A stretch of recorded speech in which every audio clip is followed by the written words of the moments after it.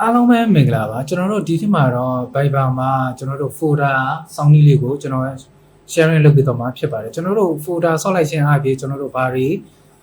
လွယ်လွယ်ကူကူလုပ်လို့ရမလဲဆိုတဲ့ဟာလေးကိုကျွန်တော်တစ်ဆင့်ချင်းရှင်းပြပေးတော့မှာဖြစ်ပါတယ်အရင်ဆုံးကျွန်တော်တို့ Viber တွေကိုရှင်းပြလိုက်မယ်နော်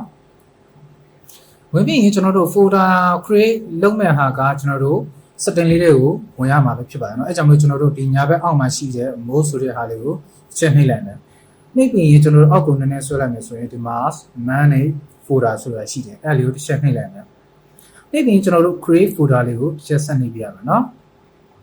နှိပ်ပြီးရင်ကျွန်တော် folder နဲ့ရပါထားမယ်ဥပမာကျွန်တော်ကအစမ်းပြတာဖြစ်တဲ့အတွက် test ဆိုတဲ့ဟာလေးပဲကျွန်တော်နာမည်ထားလိုက်မယ်ပြီးရင်ကျွန်တော်ဒါလေးကိုတစ်ချက်နှိပ်လိုက်မယ်နှိပ်ပြီးရင်ကျွန်တော်တို့ဒီမှာကျွန်တော်ကအခုချက်ပေါက်မှာပြောထားတာက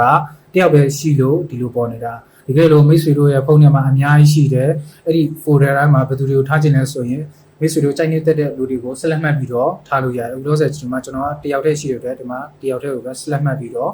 ဒီအောက်ကအမှန်ကြီးလေးကိုချစ်ပေးလိုက်ရင်เนาะရပါပြီเนาะပြီးရင်ကျွန်တော်အပြင်ထွက်လိုက်မယ်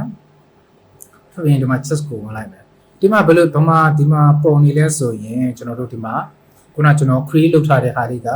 ဒီမှာပေါ်နေတာဖြစ်ပါတယ်เนาะအဲ့လေးကိုတစ်ချက်နှိပ်လိုက်မယ် test ဆိုတာလေးဒီမှာဆိုရင်ကျွန်တော်တို့က folder လေးကိုဝင်လိုက်ရင်ကျွန်တော်တို့ခုနအပ်ထားတဲ့ချက်ပေါက်လေးတွေကဒီမှာလာပြီးတော့ပေါ်နေပါပဲဖြစ်ပါတယ်เนาะဒီကဲလို့ကျွန်တော်တို့က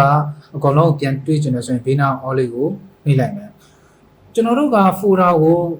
စောက်လိုက်ခြင်းအပြင်ဘာတွေအတားချက်ရှိလဲဆိုရင်ဒီကဲလို့မိတ်ဆွေတို့က Viber တွေအများကြီးပဲပြောထားတယ်ဆိုရင်ဒီကဲလို့တကယ်ကိုရိုက်ချခြင်းလဲဆိုရင်ဒီ server မှာသွားပြီးတော့ရိုက်ချနေမှာပေါ့เนาะအဲဒီကဲလို့ရိုက်ချခြင်းဆိုရင်